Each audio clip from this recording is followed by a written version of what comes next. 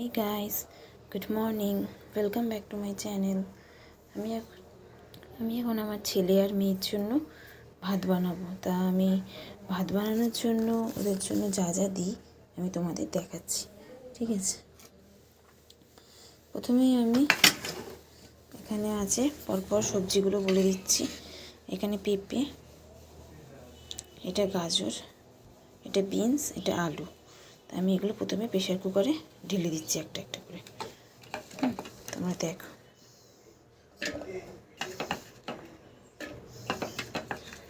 ঢেলে দিচ্ছি। এরকম করে বাচ্চাদের সমস্ত সবজি দিয়ে ভাত বানিয়ে খাওয়ালে তাহলে বাচ্চাদের এটা খাওয়া খুবই ভালো, খুবই ভিটামিনস, প্রোটিনস সবই আছে। আমি ছোটোবেলা থেকেই আমার মেয়েকে এরকম করে খাওয়াই। আমাদের ছেলে হওয়ার পর আমার জায়ের, তারপর থেকে ওকেও এরকম করেই খাওয়াই। সবজি এতটা হলো, তা পরিমাণ মতো 2 ভাই বোন খায়, তাই চাল নিয়ে নিলাম। চালটা এতটা দেবো না, তাও দেখিয়ে দিচ্ছি।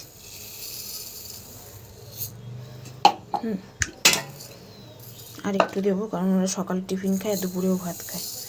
তা আমি এতটা দিলাম, তাও বেশি হয়ে গেল। এতটা দিলাম, আমি এতটা দিয়ে দিলাম। দিয়ে দেওয়ার পর এবার কী করবো, ভালো করে এটাকে ধুয়ে নেবো। ভালো করে ধুয়ে নেবো।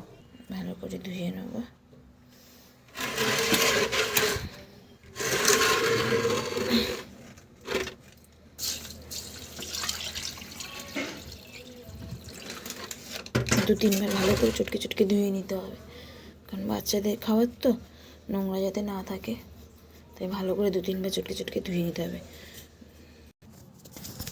এই যে আমি ভালো করে ধুয়ে নিচ্ছি, চটকে চটকে ভালো করে ধুয়ে নিলাম। এবার জলটা ফেলবো, ফেলে ভালো জল দেব। তো এবার ওর মধ্যে জল দিয়ে দেবো।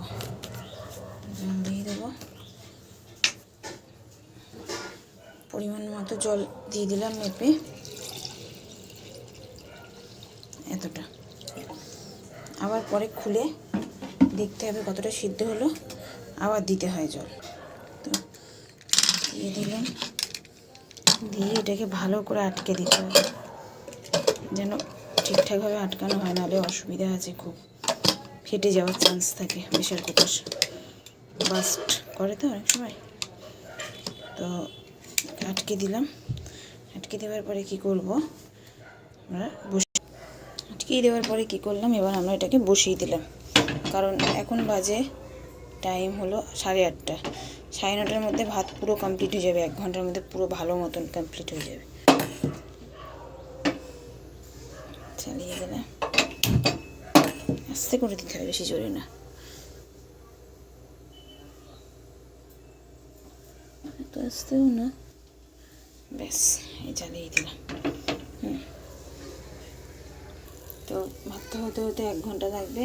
তা আমি রেগুলারই এরকম করেই ভাত করি। তা তোমরাও হয়তো সবাই এরকম করে তোমাদের ছোটো বাচ্চাদের, যাদের 5-6 বছরের নিচে বয়স, তারাও এরকম করেই হয়তো খাওয়াও। তা এরকম করে খাওয়ালে কি বাচ্চাদের ভাতটা পুরো গলা থাকে, তো তা হজম হয়। শক্ত ভাত খাওয়ালে কি হজম হয় না। আমার মেয়ে আর চায়ের ছেলে, ওরা কি শক্ত ভাত একদম খেতে পায় না, ছোটোবেলা থেকেই ওরা এই গলা ভাত খেয়ে অভ্যাস। তো এই ভাতটা আমাকে রেগুলারই করতে হয়, এবং সেম পদ্ধতিতে আমি রাত্রিবেলাও করি এই ভাত। তা তোমাদের যদি ভালো লাগে ভাতটা রান্না করা, আমি ভাত হয়ে যাওয়ার পরেও দেখাবো। ভালো লাগলে তোমরা কমেন্ট করে জানিও যে তোমরাও কীভাবে বাচ্চাদের ভাত করো। আমার যদি ভালো লাগে আমি তোমাদের মতো নরম করেও করতে পারবো।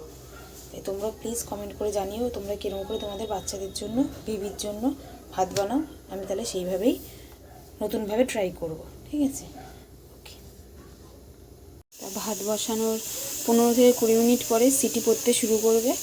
তাই সিটি পড়তে শুরু করলে যখন জল বেরোতে আর থাকবে না, মানে জলটা যখন না বেরোবে, তারপরে খুলে একবার দেখতে হবে যে ভাতটা কতদূর হয়েছে। কারণ এইটুকু প্রেশার কুকার তো, বারবার না খুলে দেখলে শক্ত হয়ে যাবে। তো খোলার পরে আমাকে আবার জল দিতে হবে পরিমাণ মতো। এই লাস্টে একবারই জল দেওয়ার পরে আর জল দিতে লাগবে না। এই সিটি পড়ছে, তোমরা দেখো, পরপর সিটি পড়তে থাকবে। সিটি করতে থাকবে। সিটি পড়া হয়ে গেলে জল দেবো, ব্যাস কমপ্লিট। তো 15 মিনিট পরে আমি পুরো আমার ভাত কমপ্লিট হয়ে গেছে। তাই আমি একটুখানি গ্যাস আছে, আমি এরকম করে উঁচু করে ধরে রাখতে হবে, তাহলে এই জলগুলো পুরো বেরিয়ে যাবে। আর আমার প্রেশার কুকারের গায়ের অবস্থাটা এরকম হয়েছে, কারণ এর ভেতরে অনেক কিছু আছে, তো তাই ফ্যানগুলো যখন বেরোয় তাই এরকম লাল হয়ে যায়। তোমরা বাজে কিছু ভেবো না, রান্না করলে এরকম হয়ে যায় গায়ের কালারটা। ডাল দিলে তো আরও বিচ্ছিরি হয়ে যায়, প্রেশার কুকার আরও বিচ্ছিরি হয়ে যায়। তা বাচ্চাদের খাওয়ানোর পরে এটাকে ভালো করে আমরা মেজে নিই।